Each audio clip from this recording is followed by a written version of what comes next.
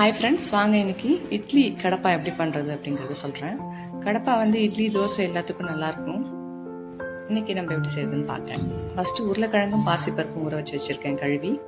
இந்த இன்க்ரீடியன்ட்லாம் ஒன்று ஒன்றா இப்போ சொல்கிறேன். தேங்காய், பொட்டுக்கடலை,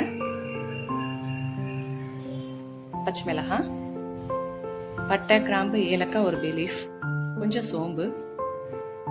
இப்போ இதெல்லாம் எடுத்து ஒரு மிக்சி ஜாரில் போட்டு நல்லா அரைச்சி எடுத்துக்கலாம். இந்த பேஸ்ட் இருக்கட்டும். அடுத்தது பருப்பு நம்ம விசில் கொடுத்து எடுத்து வச்சுருக்கோம். இதுக்கு வெங்காயம், தக்காளி, கருவேப்பிலை தாளிக்கிறதுக்கு எடுத்துக்கலாம். இப்போது தாளிப்புக்கு கடாய் போட்டாச்சு. கொஞ்சம் எண்ணெய் ஊற்றிக்கலாம். எண்ணெய் நல்லா சூடானதும் நம்ம தாளிப்புக்கு எடுத்து வச்சிருக்கிறேன் பட்டை, கொஞ்சோண்டு சோம்பு, ஒரு பே லீஃப் ஆட் பண்ணிக்கலாம். இது ஒரு மிக்ஸ் கொடுத்துக்கலாம். ஒரு கப் வெங்காயம் எடுத்துக்கிறேன்.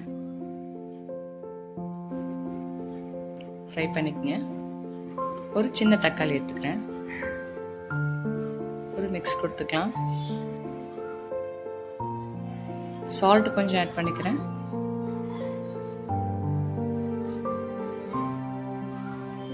மஞ்சத்தூள்,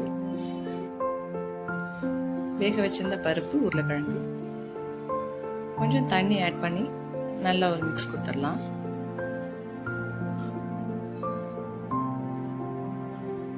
இது நல்லா பாயில் ஆகணும் ஒரு 10 மினிட்ஸ்.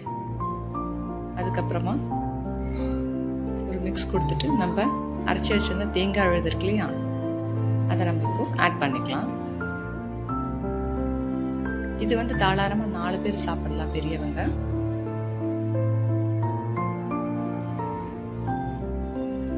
இப்போ இது கூட கொத்தமல்லி, கருவேப்பிலை ஆட் பண்ணிக்கலாம். என்கிட்ட கருவேப்பிலை மட்டும் தான் இருந்தது, கொத்தமல்லி இல்லை.